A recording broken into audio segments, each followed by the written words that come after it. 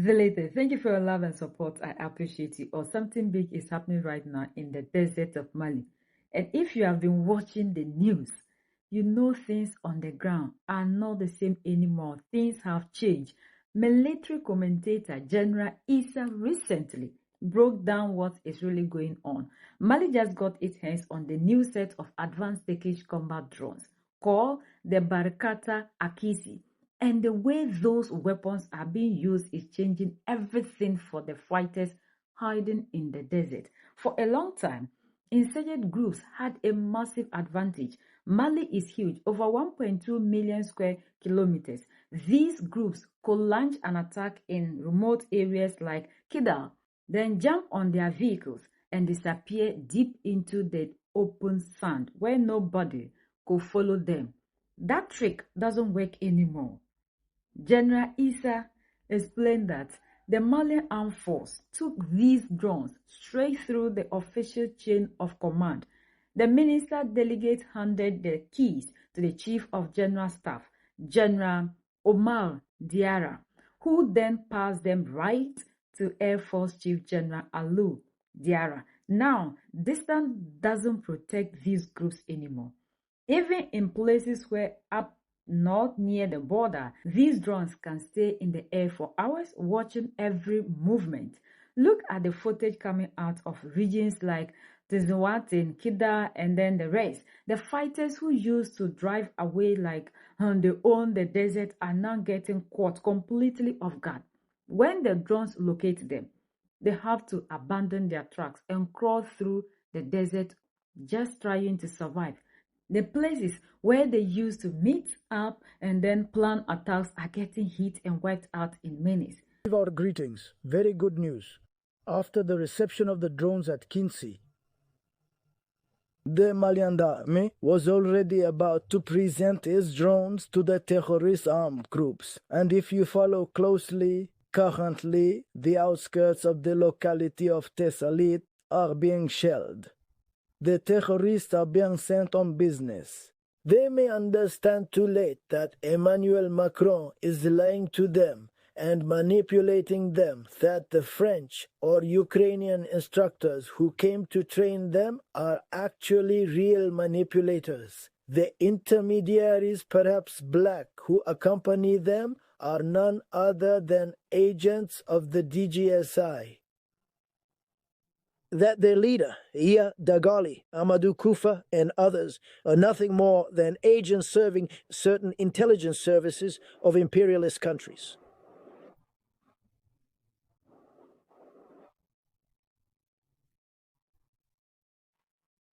They believe it. If some of them think they are dealing with leaders, maybe leaders, guides, religious guides, in reality, that's not it. They are not religious guides. They are bandits. They are dealing with bandits. And if they truly believe they are dying for a noble cause, Ea Dagali has so many children. Kufa also has many children. Why doesn't Kufa send his children to the front line? Since it's a story,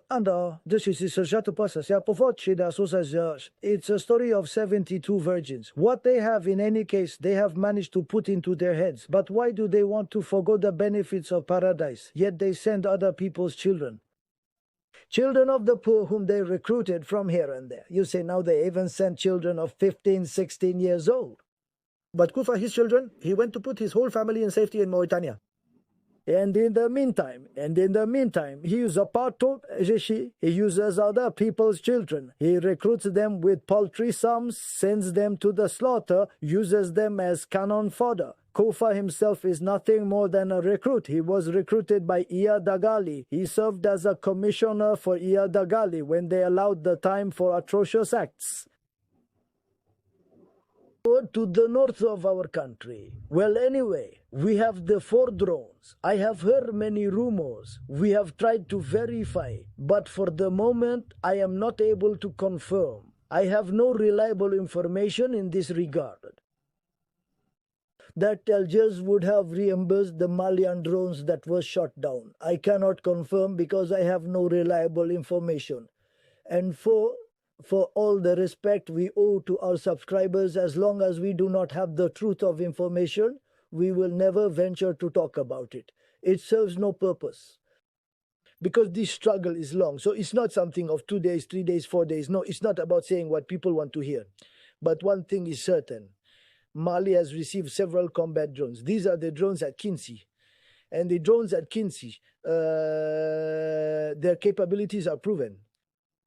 Funny coincidence though. Our drone that had been shot down, it's a funny coincidence because it's the drone at Kinsey that we had lost. We had lost a drone and we just bought 4, at least 4. That still needs to be confirmed. That was according to a source. At least 4 drones at Kinsey, and the drones were received in Sévaré. In Sévaré, it was the delegated minister, who was also the chief of the general staff of the armies, General Maru Diarra. He is the one who handed over the keys to the chief of the general staff of the armed forces, Élysée Gendaou. And in turn, he handed over the keys of these drones to the chief of staff of the Air Force, General Alou Boy Diarra. And just a few days later, we see an operation. We in any case notice that we have further increased our long-distance strike capability because Tessalit is not 1,000 kilometers from Bamako, you know. These are very remote localities. Even Sévaré, these are very remote localities compared to some localities in Mali. But even Kidal, Bamako, we are not less than 1,500 kilometers. Kilometers. So understand today the power of the Malian army, which operates in very remote MP areas in Malian territory, because we have a country very vast, 1,241,200 square kilometers. There are not only your dirty, around Kidal about. For a week we were pounded each time that the terrorists tried to gather. They were pulverized, not only there. In the Moudia sector, terrorists have just been neutralized. And again, in the area of Sikasso-Bogoni. Terrorists have been allied in the sector of Djibouti. 40 kilometers from Djibouti, our airstrikes still pulverize armed terrorist groups. So we are spraying them everywhere. And for 7 years, les choses are gradually establishing themselves in Mali. You will see. You can ask about those who are here. Until a country at war, we had difficulties. In terms of electricity supply, it is improving considerably, and strange thing. Some ancient African countries, colonies of the young French woman, who are not at war at all. Our countries that are at war are more affected by the burdens than we are. It's weird anyway, but still they tell us no, is because here we are not in the democracy wanted by French. Mitterrand, I said. But hold on, why we have so little water? If there is no electricity, then some of these countries that are joked, that are lied, who are manipulated, to whom we have lied, rather excuse us, that they would get all the treasures in the world by applying the letter. What the other L.A. François wants, what François Mitterrand wanted, it does not work like that. Not long ago I saw a video circulating on the internet. I was also pleased to share this, where we see peasants working. We see them out of breath. They are tired all of a sudden. They fall on oil. They call the neighbors. The neighbors arrive, but all of a sudden, without being called, we see imperialists arriving with helicopters and journalists. Until you will understand. And the famous professionals who do not understand anything important. Ask the Ventry.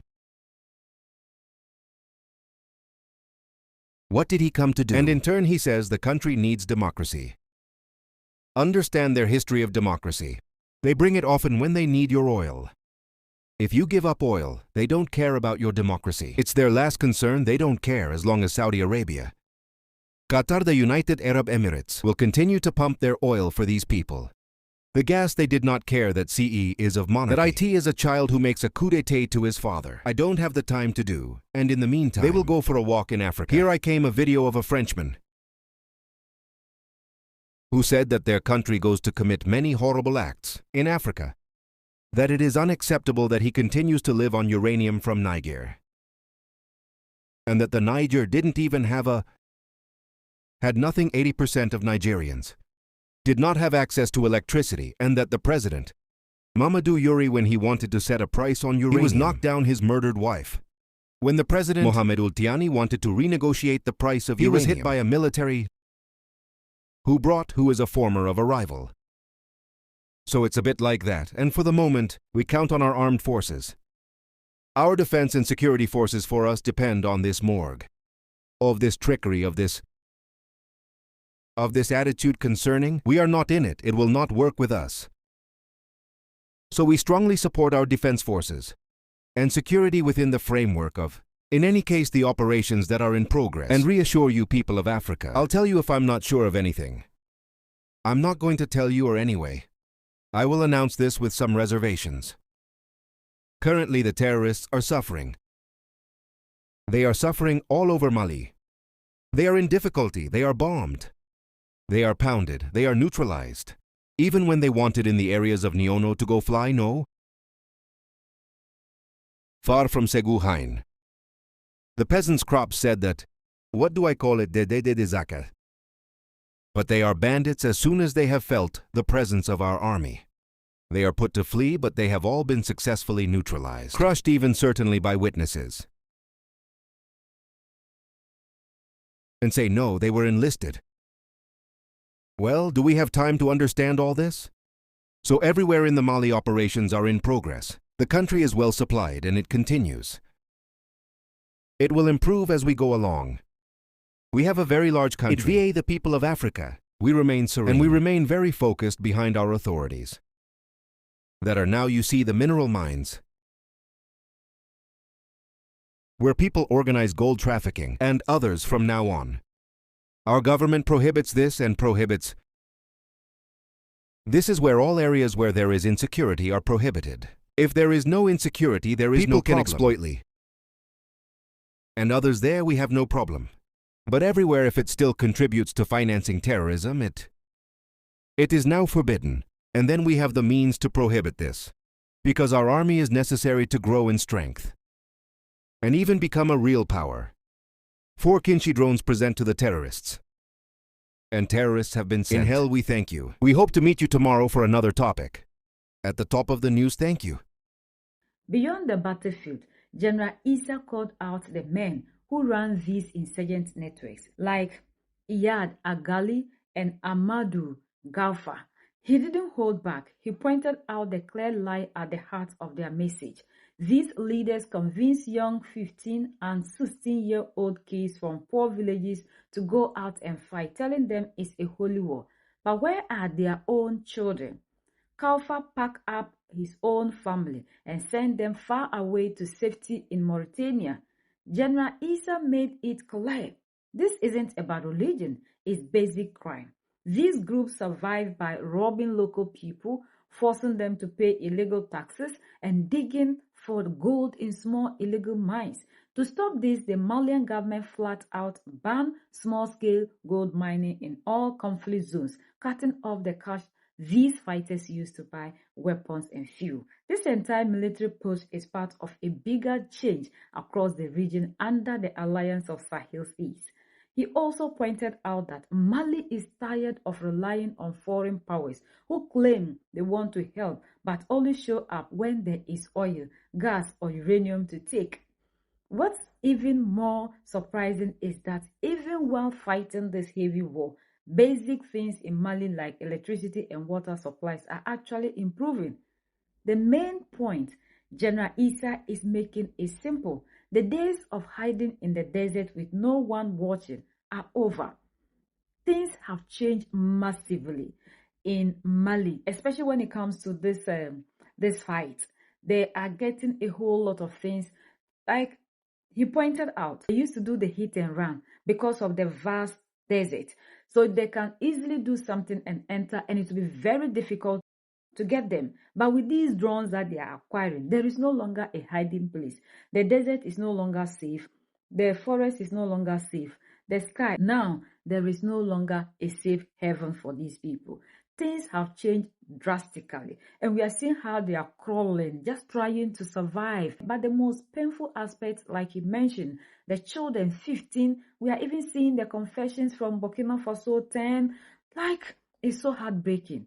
10, 15 that they are recruiting.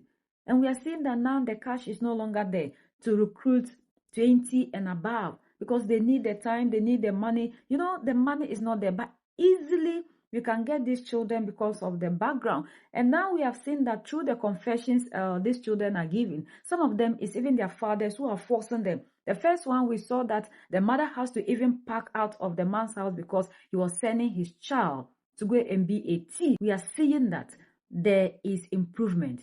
And the Malian armed forces are on top of the game. Unlike the way they are trying to fabricate things like what Human Rights Watch just brought out, claiming they are unaliving civilians. If people are unaliving their own people that they claim they want to protect, why would they acquire these things? And these things are not happening in town. This is a forest. Like some of them are in the desert. Where are these civilians there? Why would even a civilian go to a war zone?